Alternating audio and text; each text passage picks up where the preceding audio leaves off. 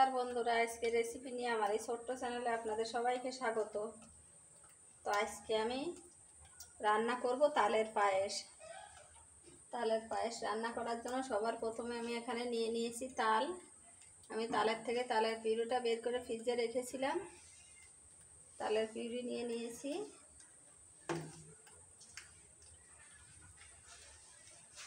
নিয়েছি 1 লিটার দুধ, গোবিন্দভোগ চাল 100 গ্রাম, চিনি নিয়েছি 250 গ্রাম, আর নিয়ে নিয়েছি নারকেল কোড়া। এবার আমি দুধটা কড়াইতে বসিয়ে দেব। দুধ দিয়ে দেব কড়ার মধ্যে।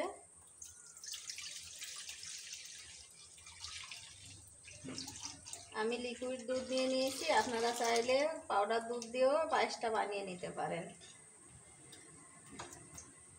তো দুধটা ফুটে ওঠার জন্য অপেক্ষা করব। বন্ধুরা, দুধ ফুটে উঠেছে, এখন আমি দুধের মধ্যে চালগুলো দিয়ে দেব।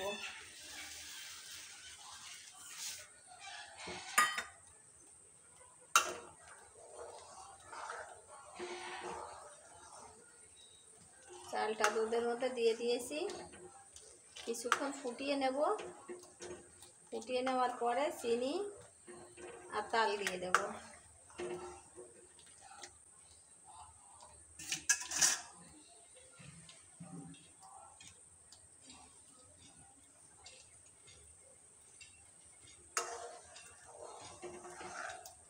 তো বন্ধুরা, আমার এই তালের পায়েসের রেসিপিটা দেখে আপনাদের যদি ভালো লাগে একটা লাইক, কমেন্ট এবং শেয়ার করবেন। চ্যানেলটিকে সাবস্ক্রাইব করবেন। যারা যারা ফেসবুক থেকে দেখছেন, পেজটিকে ফলো দিয়ে আমার পাশে থাকবেন।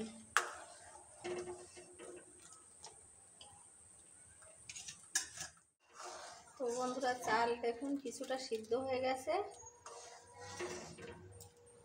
এবার দিয়ে দেব নারকেল,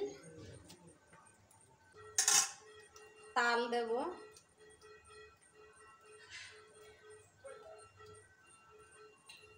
ভালো করে নাড়াচাড়া করে মিশিয়ে দেব।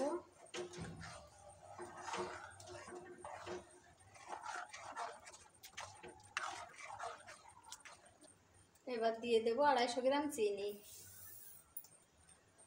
দেব একটু লবণ,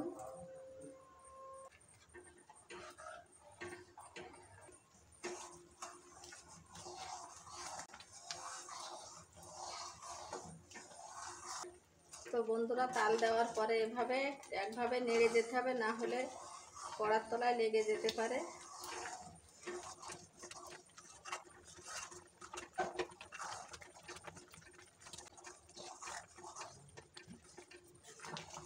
তাল দেওয়ার পরে আমি 10 মিনিট মতো জাল করে নেব। 10 মিনিট জাল করে নিলে আমার তালের পায়েসটা রেডি হয়ে যাবে। বন্ধুরা, খুব সুন্দর একটা ফ্লেভারের জন্য 1 চামচ ঘি দিয়ে দেব। পায়েসের মধ্যে ঘি দিলে পায়েসটা খেতে কিন্তু খুবই টেস্টি হয়।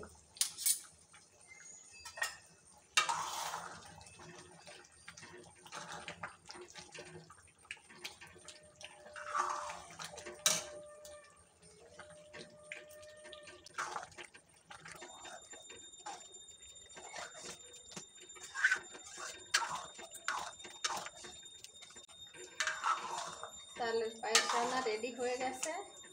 এবার নামিয়ে ঠান্ডা করে পরিবেশন করব। তো বন্ধুরা, পায়েসটা নামিয়ে নিয়েছি। দেখুন পায়েসের কালারটা কত সুন্দর লাগছে দেখতে। পায়েসটা দেখতে যতটা লোভনীয় লাগছে, খেতে কিন্তু তার থেকেও বেশি টেস্টি এই তালের পায়েস। তো আপনারা বাড়িতে একবার হলেও বানিয়ে খাবেন। এবার আমি প্লেটে ঢেলে পরিবেশন করব। তো প্লেটে ঢেলে নিয়েছি। তালের পায়েস রান্নার ভিডিওটা এখানে শেষ করলাম। নমস্কার, সবাই ভালো থাকবেন, সবাইকে ভালো রাখবেন।